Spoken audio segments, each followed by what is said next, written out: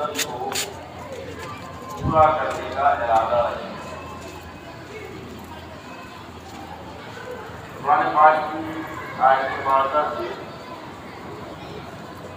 یہ بات واضح ہوئی کہ دودھ پلانے کی مدت 2 سال ہے،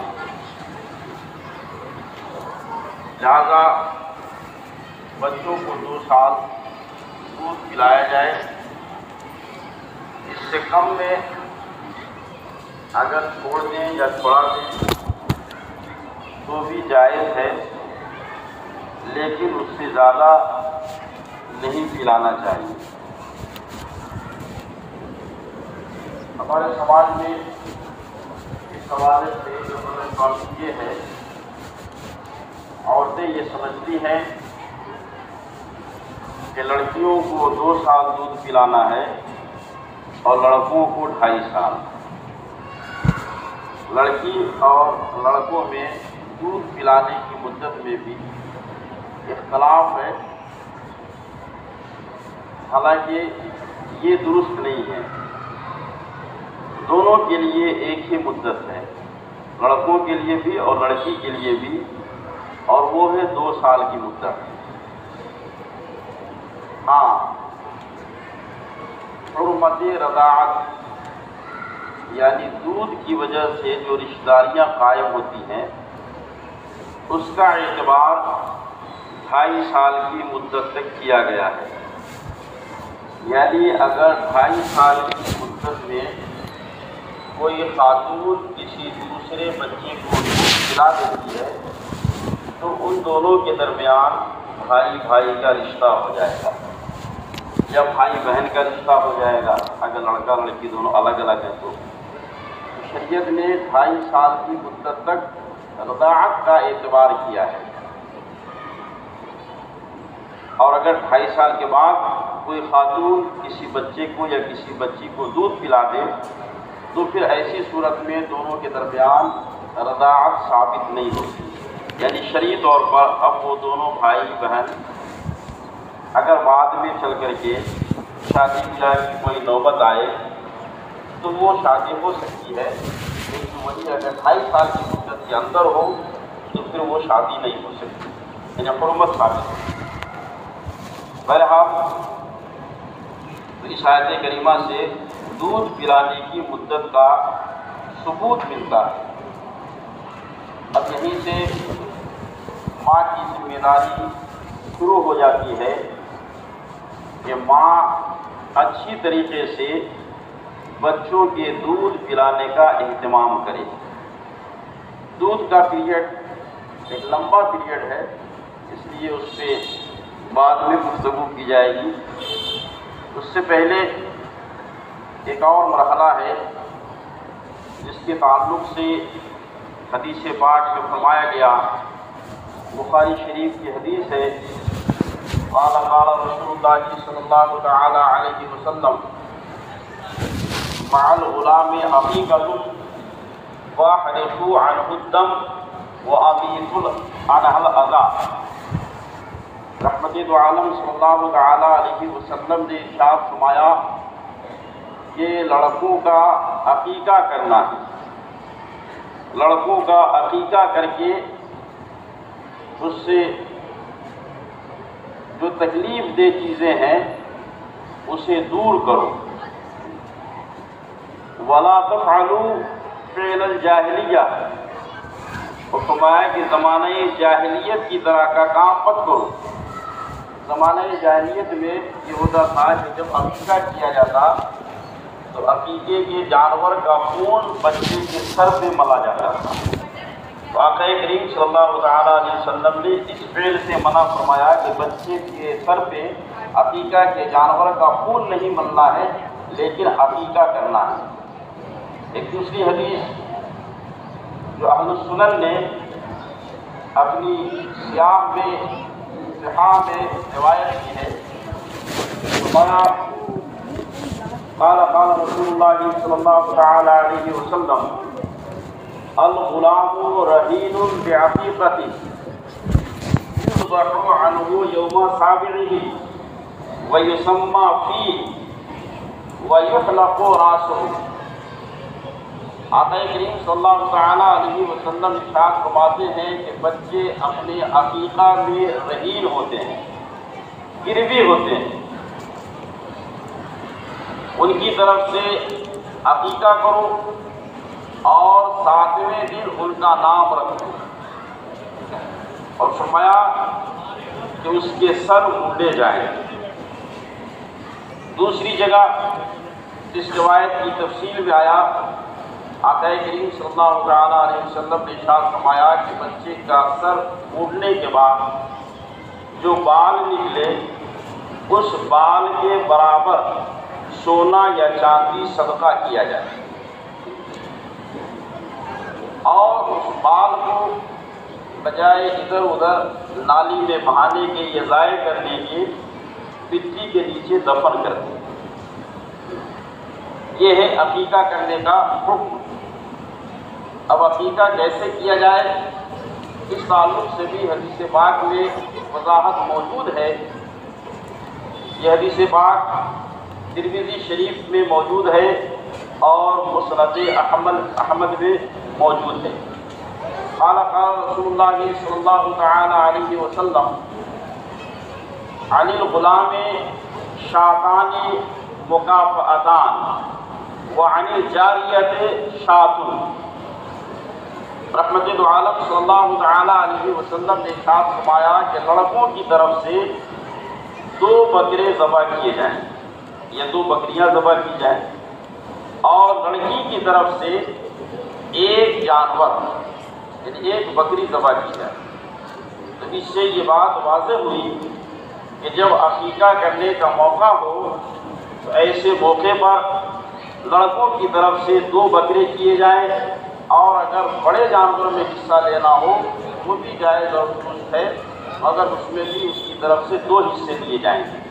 لڑکی کا عقیقہ کرنا ہو تو اس صورت میں 1 جانور یعنی 1 بکری ذبح کی جائے، اور بڑے جانور میں اگر حصہ لینا ہو تو 1 حصہ لے سکتے ہیں۔ اور اگر اس کے خلاف کیا جائے، اگر استطاعت نہ ہو، 2 جانور نہیں کر سکتا تو 1 جانور سے بھی عقیقے کا حق ادا ہو جائے گا۔ اور اگر اللہ نے وسعت دی ہے، کوئی لڑکی کی طرف سے 2 جانور کرنا چاہے یا بڑے جانور کے 2 حصوں میں حصہ لینا چاہے تو یہ بھی جائز اور درست ہے۔ یعنی لڑکے کے لیے 1 کر سکتے ہیں اور لڑکی کے لیے چاہے تو 2 کر سکتے ہیں۔ ایسا نہیں کہ 2 اگر نہیں کریں گے تو عقیقہ نہیں ہوگا، یا اگر 1 سے زیادہ کر دیے تو عقیقہ نہیں ہوگا، گنہگار ہوں گے، ایسا کچھ نہیں۔ عقیقہ کے تعلق سے ایک مسئلہ جو عام طور سے لوگ پوچھتے ہیں کہ عقیقہ جب کیا جائے، جانور ذبح کیا جائے تو اس کا گوشت کیا ماں باپ کے لیے کھانا جائز ہے یا نہیں؟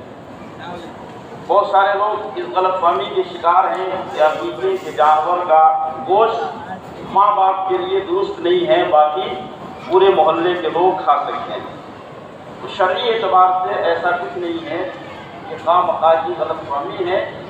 جب دادا دادی نانا نانی دیگر رشتہ دار کھا سکتے ہیں تو وہ ماں باپ جنہوں نے اپنی جیب خاص سے خرچ کیا یا جن کا لڑکا ہے، بھلا ان کے لیے کیوں ممانعت ہوگی؟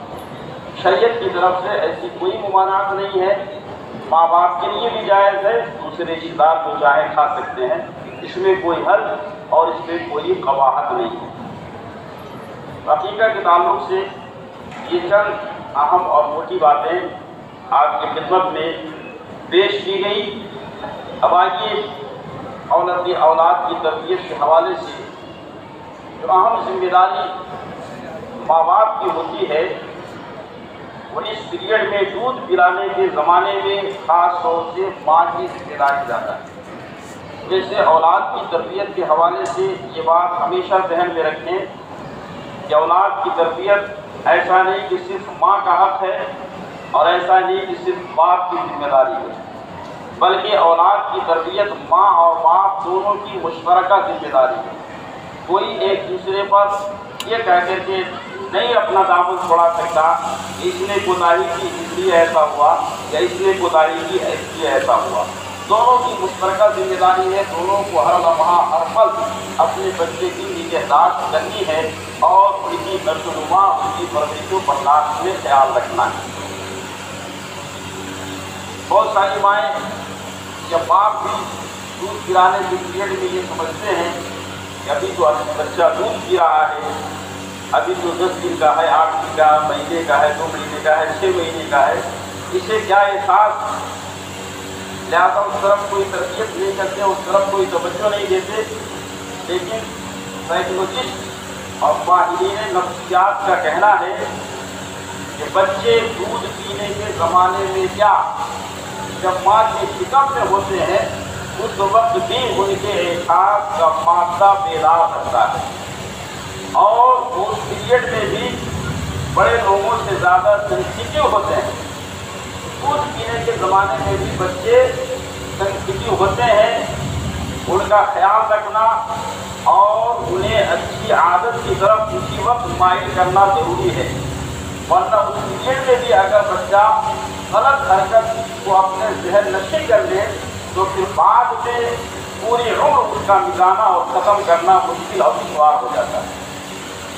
حدیث پاک میں اس کی وضاحت اس طریقے سے کی گئی،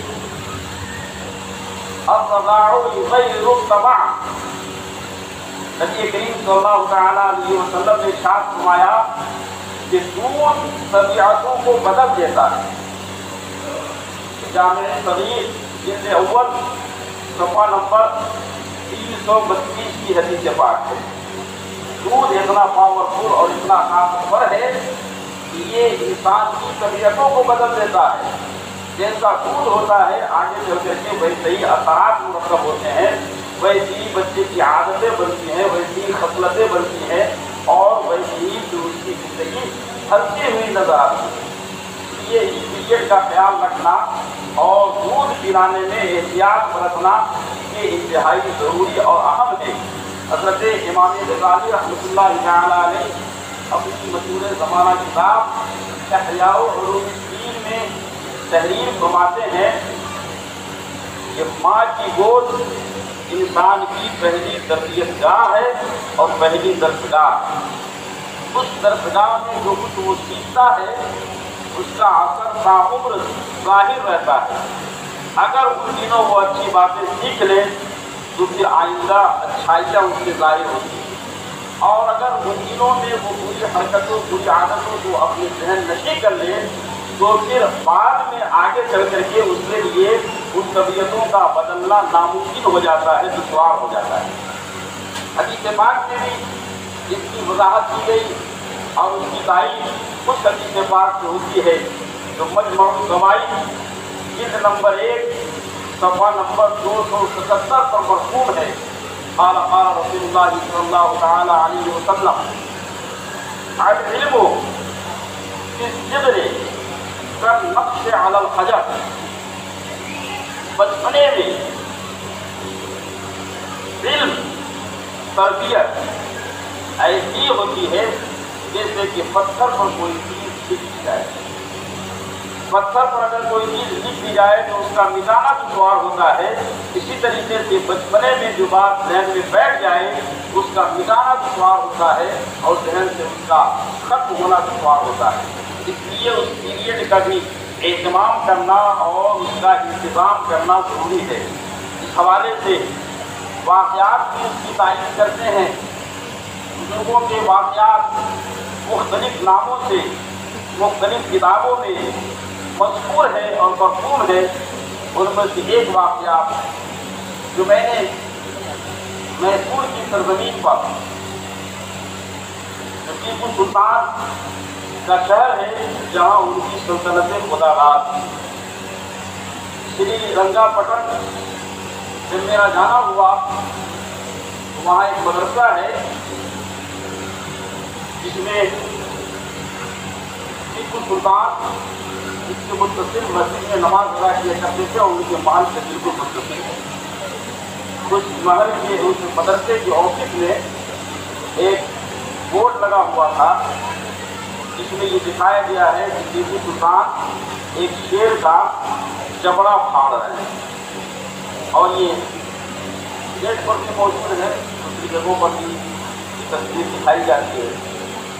मैंने उनसे दरियाफ्त किया कि लोग ऑफिस में बैठे थे, आखिर में मामला क्या है। इस तरीके से टीपू सुल्तान का शेर से मुकाबला हुआ और ये उसका जबड़ा फाड़ है। उन लोगों ने जो कुछ बताया वो ये है कि निज़ाम हैदराबाद जो उनके पड़ोसी इलाके का ममलिकत का अमीर और नवाब था, उसने अपनी बेटी की शादी के लिए ये ऐलान किया, जो लड़का शेर से मुकाबला करेगा और शेर को पछाड़ देगा, मैं उसी से अपनी बेटी की शादी करूँगा। ये उसने ऐलान किया। इस ऐलान को मुस्तहर किया गया, दूर दूर तक ये बात पहुँचाई गई। टीपू सुल्तान के कानों तक ये बात पहुँची तो नवाब हैदराबाद ने उसके लिए एक टीम मुकर्रर किया और एक तारीख मुकर्रर की, जो इस चैलेंज को कबूल करेगा उसका मुकाबला खुला मैदान में खुला तारीख को कितने बजे होगा। टीपू सुल्तान के कानों में जब आवाज़ पहुँची तो उसने उस चैलेंज को कबूल किया और नवाब हैदराबाद तक ये खबर पहुँचाई कि मैं इस चैलेंज को कबूल करता हूँ, शेर से मुकाबला के लिए तैयार हूँ। नवाब ने मुकर्ररा तारीख से एक जवाब दिया। इस मुकाबला को देखने के लिए दूर दूर से लोग इकट्ठा हुए। मुख्तसर ये कि टीपू सुल्तान मैदान में पहुँचे, देखा कि इस मैदान में एक शेर पिंजरे में बंद है। जब सारे लोग इकट्ठे हो गए, वक्त मुकर्रर हाथ पहुँचा, तब उस पिंजरा को खोला गया। पिंजरा जैसे ही खोला गया, शेर ने टीपू सुल्तान पे हमला किया। जैसे ही शेर ने हमला किया, टीपू सुल्तान ने भी आगे बढ़ के शेर के जबड़े को पकड़ा और पकड़ करके वहीं पर चीर दिया और चीर करके दो हिस्सों में तकसीम कर दिया। लोगों की तरफ से वाह वाह, सुभान अल्लाह, माशा अल्लाह और ताली नारे के साथ इसका इस्तेमाल हुआ। मुख्तसर ये कि वहाँ से वो वापस पलट करके अपने घर आया और घर आकर के उसने अपनी इस कामरानी और फतह नुसरत की खबर अपनी वालदा से सुनाई। कहा कि अम्मी जान, आपको मुबारक हो, आपका बेटा मारका सर करके आ गया है, मैदान जीत करके आ गया है। शेर को भरे मैदान से मैंने दो टुकड़ों में तकसीम कर दिया है, चीर दिया। माँ ने कहा कि बेटा, यकीनन तुमने जो कुछ किया ये काबिल तारीफ है और ये मसरत खुशी की बात है, मगर सुनो, जो कुछ तुमने कमाल मैदान में दिखाया है और शेर को चीरा है, उसमें कमाल तुम्हारा नहीं बल्कि कमाल मेरा। ये सुनने के बाद टीपू सुल्तान के कदमों तले से जमीन खिसक गई। उसने कहा कि यकीनन मैं आपका बहुत एहतराम करता हूँ, इज्जत करता हूँ, आपकी ताज़ीम शराफ़तों पर, मगर हाल ये है कि मैदानी जंग में मैं गया, शेर से मुकाबला मैंने किया, दो टुकड़े में मैंने तस्लीम किया और आप ये कह रही हैं कि कमाल मेरा है, भला ये कैसे मुमकिन है। उस वक्त टीपू सुल्तान की माँ ने जो जवाब दिया था तारीख की सफ़ात में मरहूम है।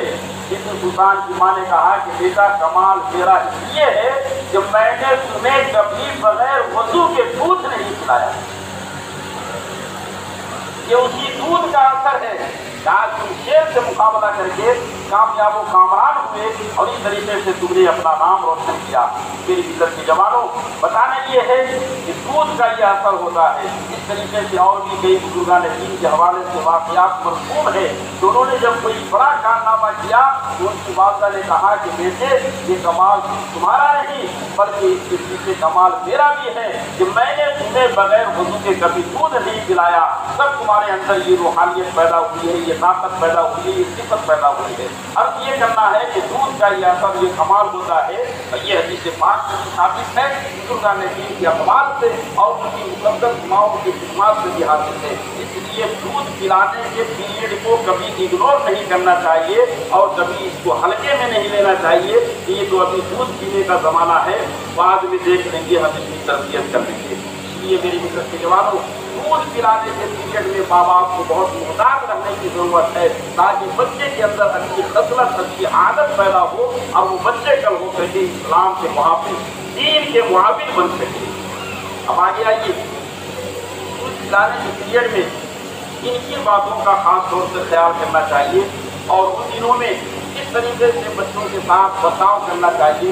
اس کو اگر ہم مختصر کر کے کہیں تو یہ کہہ سکتے ہیں کہ اس زمانے میں بھی بچوں کے لیے ماں باپ کو اور خاص طور سے ماں کو 3 کام کرنے کی ضرورت ہے۔ سب سے پہلا کام، بچے کو اسی وقت سے اس کے ذہن میں اللہ تعالیٰ کی معرفت کے تعلق سے گفتگو سنائے۔ نمبر 2، رسول اللہ صلی اللہ تعالیٰ علیہ وسلم کی محبت کی باتیں اس کو سنائیں۔ اور نمبر 3، اسلام کی حفاظت و سیانت کے واقعات اور اس کی داستان اسی وقت سے ان کو سنائے اور انہیں بتائے۔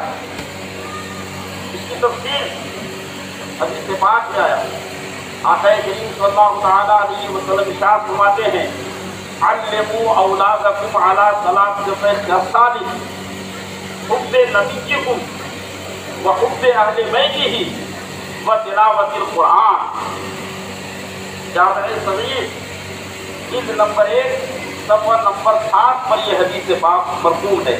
آقا صلی اللہ تعالیٰ علیہ وسلم ارشاد فرماتے ہیں، لوگوں تم اپنی اولاد کو 3 باتوں کی تعلیم دو، 3 باتیں سکھاؤ۔ سب سے پہلی بات آقا صلی اللہ تعالیٰ علیہ وسلم نے بیان فرمائی، حب نبیکم۔ سب سے پہلی بات یہ ہے کہ تم اپنے نبی کی محبت اپنی اولاد کی خودی میں رچا دو، بسا دو، رگو پے میں پلا دو۔ اور دوسری بات آپ نے بیان فرمائی کہ اہل بیت کی محبت ان کے دل و دماغ میں بٹھا دو۔ اور تیسری بات یہ ہے کہ تلاوت قرآن کا شوق اس کے دل میں بٹھا دو۔ میری عزت کے جوانوں اور بزرگوں، آقا کریم صلی اللہ تعالیٰ علیہ وسلم نے جو تعلیم عطا فرمائی ہے اور جو تعلیم آپ نے دی ہے، یہ بہت سارے صفحات اور بہت بڑی لمبی چوڑی گفتگو کا مجموعہ اور ماحصل ہے کہ جب بچے کے دل میں آقا کریم صلی اللہ تعالیٰ علیہ وسلم کی محبت جاگزی ہوگی، تبھی جا کر کے وہ بچہ آگے چل کر کے دین کا محافظ بنے گا اور ماں باپ کا بھی وفادار بنے گا۔ نبی کریم صلی اللہ تعالیٰ علیہ وسلم کی محبت بندہ مومن کے لیے انتہائی ضروری اور اہم ہے۔ بخاری شریف کی حدیث ہے، عن عمر بن الخطاب قال قال رسول اللہ صلی اللہ تعالیٰ علیہ وسلم، لا یؤمن احدکم حتی اکون احب الیہ من والدہ وولدہ والناس اجمعین، کہ تم میں سے کوئی اس وقت تک مومن ہو ہی نہیں سکتا جب تک کہ اس کے دل میں میری محبت ماں باپ سے بھی زیادہ نہ ہو جائے، تمام انسانوں سے زیادہ نہ ہو جائے۔ یہ نبی پاک صلی اللہ تعالیٰ علیہ وسلم کی محبت کا اثر اور ثمرہ ہے۔ آج لوگ بچوں کو مضبوط بنانے کے لیے، جسمانی طور پر صحت مند بنانے کے لیے ڈابر کی جنم بوٹی پلاتے ہیں۔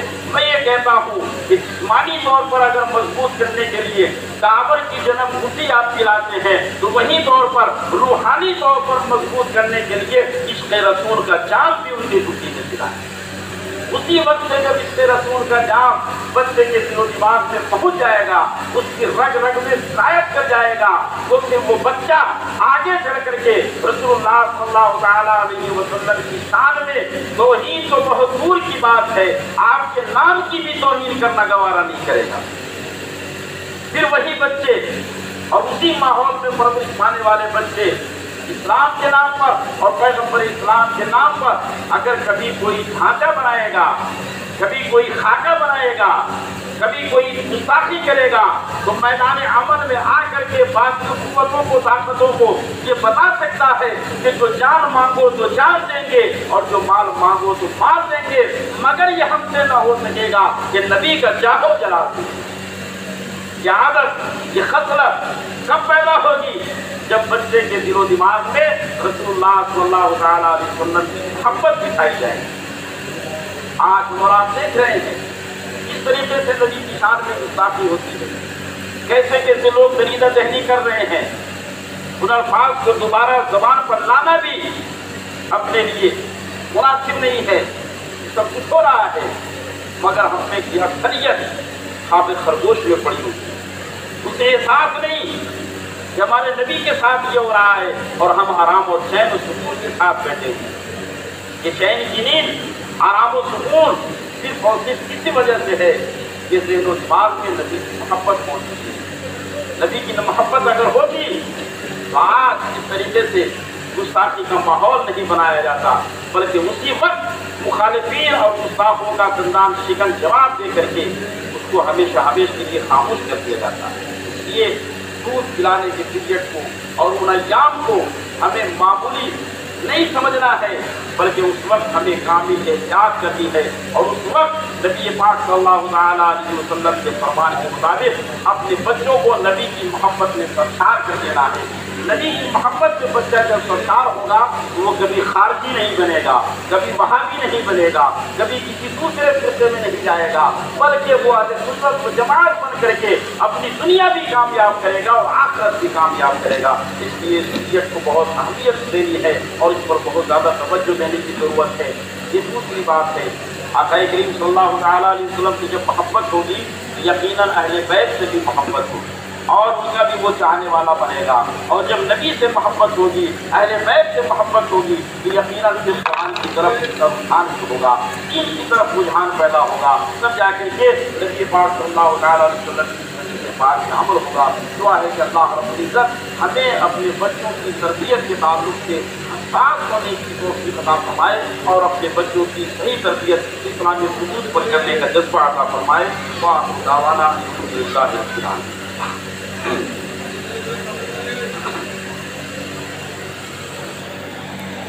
شمشاد بیگم سلمہ